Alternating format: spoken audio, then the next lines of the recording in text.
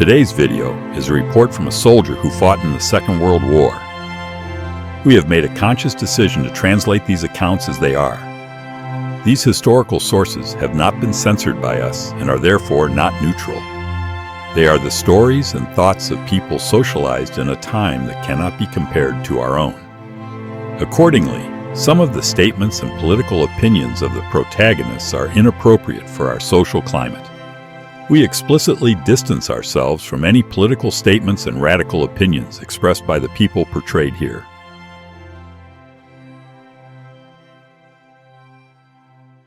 Ich möchte, dass wenn ihr nach Hause geht, sagt, der Kerl war nicht schlecht, in Ordnung, alles klar. Mein Bemühen, das so zu tun, ist mein oberstes Gebot und ich hoffe nicht, dass ich euch langweile. First time I have spoken in front of such a group. I'm a bit nervous because I want to do my best. I want you to go home later and say, the old man did a good job. That is my top priority tonight. I hope I'm not boring you. I've got a film playing in my head. I'll just put it on and we'll start. I was born in Hindenburg. My father was a miner and earned 100 Reichsmarks. He had to pay the rent and feed us all. That was very little money for a family, and it wasn't enough. My mother washed other people's clothes for 3 Reichsmarks. Sometimes she was paid in food, which she always brought home and gave to us children. She never ate any of it herself. My mother was a good woman and very decent. When I was a bit older and more rebellious, my mother said to me, "You can do whatever you want, but never put me in a situation where you do something that brings shame on our family." I said, "Mother, you can count on that." Our family was Catholic, and every morning I went to Mass. When I came home from school, I was alone and learned to look after myself from an early age. My sister had it easier than me.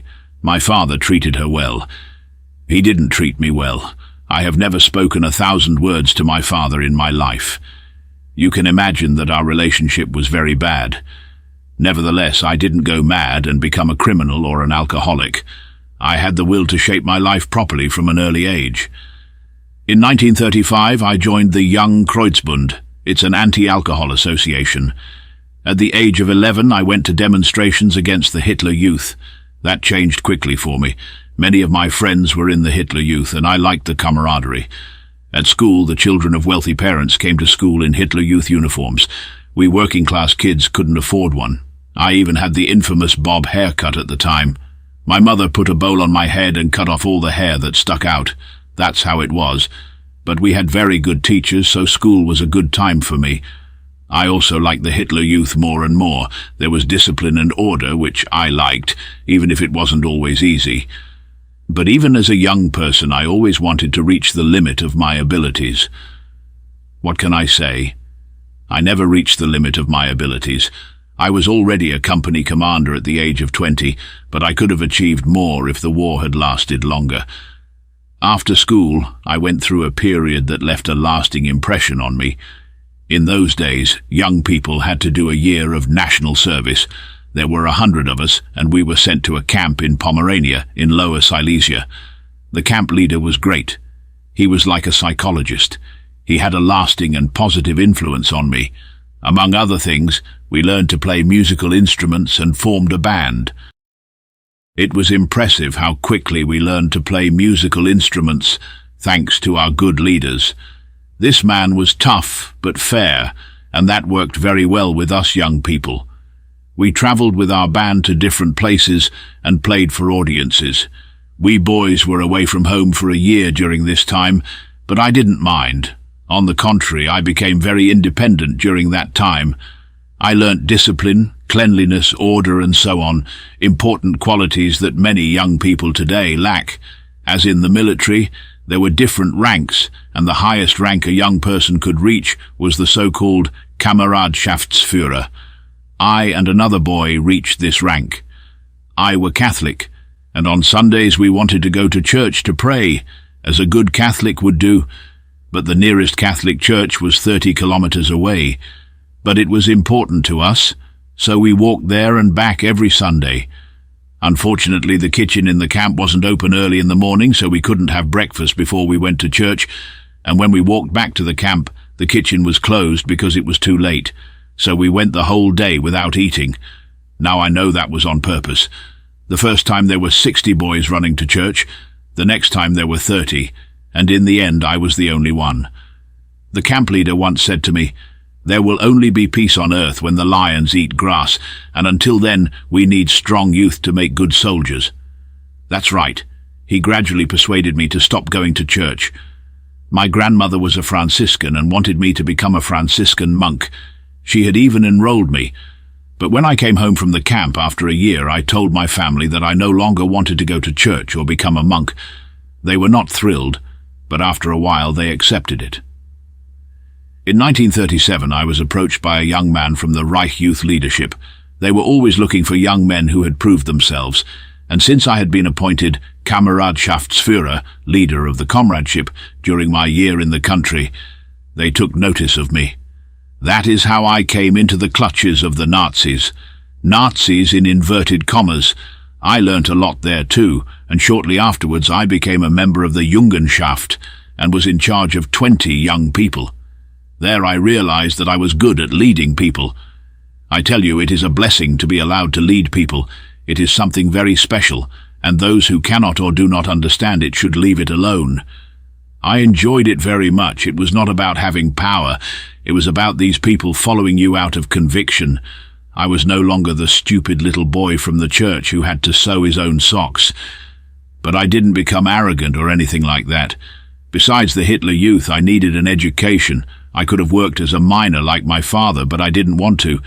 I had a good headmaster at school. He was a major in the First World War, and he got me an apprenticeship as a typesetter at a newspaper called the Ostdeutsche Morgenpost. I didn't want to do it at first, but he convinced me and I started the apprenticeship.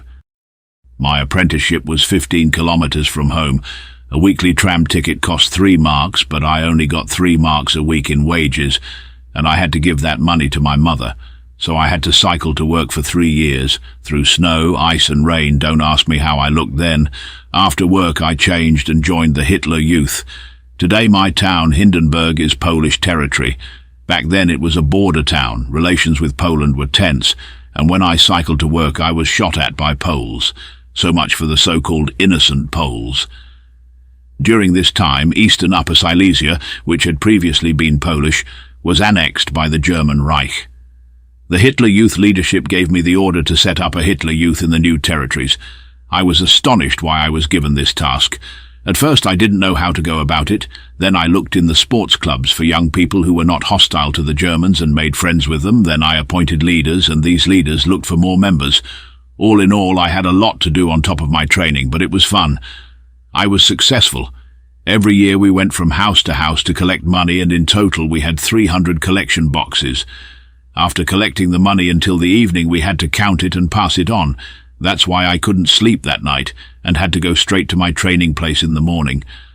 At work I was so tired that my eyes closed. Then a colleague said to me, "You whoremonger have been whoring all night and now your eyes are closing." That was my signal to jump over the machine and kick the guy in the arch. The plant manager called me into his office afterwards and asked me if I had gone mad. But I don't let a guy like that insult me. The manager didn't quite understand, but I wasn't punished. But that's not the only story about this guy. Once we were printing a report about the Wehrmacht, and the pig was arranging the letters for the press. The template said, "The Wehrmacht has taken this district with few casualties." What did the guy do? He adjusted the machine so that it printed the wrong text, and the print said, "The Wehrmacht has taken the district with heavy losses." When it came out, he was finally fired. I shall never forget his name. I finally managed to complete my training. I was 16 at the time. I forged my father's signature and used it to volunteer for the Waffen SS. After a few days, I received a telegram from the district command that my father's signature had to be authenticated. That was a problem. My father would never have allowed me to join the Waffen SS. I had to think of something. At that time there were vouchers for schnapps, and that was the only thing that could get my father out of the house. I got a voucher and told my father that the voucher would only be valid if it was validated. So my father and I took the tram to the town hall. I told my father he could wait in the entrance area while I went to a counter and got the signature validated. The clerk looked at my father questioningly, and my father, thinking it was for the liquor voucher, nodded sympathetically at the clerk. So I was able to join the Waffen SS, and my father got his schnapps. A few weeks later, I received my induction order and was sent to the SS Death's Head Division in Warsaw. I just wanted to disappear in the night, but suddenly my father was standing in front of me and asked me where I was going in the middle of the night. I told him I was going to the Waffen SS, so he had a fit and broke a window pane and threw things at me, but I managed to escape and was finally away from home. Now I forgot to tell you something. During my time in the Hitler Youth, there was the European Youth March. This event took place in Italy. It was a great honor to march there. Out of 365 applicants, 125 were chosen. I was too young, but by chance I was able to march with them. There were young people from Sweden, Norway, Italy and Romania. It was a unique experience. We were even received by Mussolini and given a little medal which I still have. So now I was on my way to the Totenkopf division. Actually, my goal was to join the Leibstandarte, SS Adolf Hitler. But I was not good enough at the medical examination. Out of 120 applicants, only 12 were accepted. Unfortunately, I was not one of them. When we arrived at the station, the SS instructors were already waiting for us. We were shouted at and made to do push-ups. I was still drunk from drinking on the way there, and wondered where the hell I had ended up. But the barracks were very nice. We were given uniforms and had to report for duty the next morning. The company sergeant inspected all the soldiers, and we had to show our hands. The company sergeant saw a ring on my finger and ordered me to take it off. I refused to take it off.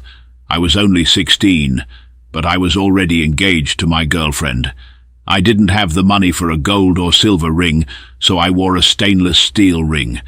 But in the military, you're only allowed to keep wedding rings. I told the company sergeant, "I'm engaged and the ring stays on." Then I was called to the Hauptsturmführer for disobeying orders. The boss then asked me why I hadn't taken the ring off. Then I asked him if I was in the Waffen SS. The motto of the Waffen SS is, "My honor is called loyalty, and this ring is where my loyalty starts." The boss looked at me and said, "Son, you're right, you can keep the ring on." This meant that trouble with the company sergeant was inevitable. The training was not easy. It was a hard time, but it was necessary to prepare us for the war. After the training, I was assigned to the SS Panzer Grenadier Regiment 10 Westland. I was glad because I didn't want to be in the Totenkopf division. When I arrived there, we were given some more training, and then we went to the front in Russia. We were stationed in the southern sector. It was a good time. The war was still good then. The Russians mostly fled from us. We always stormed forward and knew no defeat. And I would like to say something here as a contemporary witness to the claim that we attacked the Russians. When we invaded Russia, millions of Russian soldiers were massed just over the border, ready to invade Germany. We got there first. 40 years later, I was in Moscow and met a Russian colonel who was a little older. He was still serving in the military at that age because his pension was so small. I also speak Russian, and I spoke to him, and he confirmed to me that the Russians had planned to invade Germany in August at the latest. But you won't find that in any history book. In the winter of 1941, we were stationed at Mius. Then came the order to move to the Caucasus, where there was a supply line supplying Russia with oil and other raw materials. Our mission was to stop this supply line. Unfortunately, we failed to do so. It was not possible to conquer and control all the roads. Then we were ordered to fight at the Kuban bridgehead. There, the war was still bearable. When we marched in columns, the Russians often attacked us. But the Russians were not very clever. They always attacked us from the sides and not frontally. We were transferred to Terek, where it was so hot that we could fry eggs on the tanks. Then our commander ordered us to clean our uniforms and shoot the top button off our uniforms, saying that an elite Russian battalion was ahead of us and that we should face them like proper soldiers. Do you know which battalion it was? It was a women's battalion. Better 10 regiments of Russians than 1 battalion of women. Horrible. They didn't give up. They fought to the end. Then we fought in the biggest tank battle in the Caucasus on the Malkaweg. There were about 300 tanks fighting there. We were supposed to be supported by the Air Force, but they didn't come. They were needed at Stalingrad, and we bastards did not advance. We could not protect ourselves from the dive bombers, and every time we tried to dig in with the spades, the hole closed up again. The ground was so oily you couldn't dig. We had no cover. It was disgusting. In the meantime, I had become a gunner with a machine gun. When Gunner 1 was killed, I took over the machine gun. We were under heavy fire, and then there was a loud bang. My right hand was shot. It was split in two.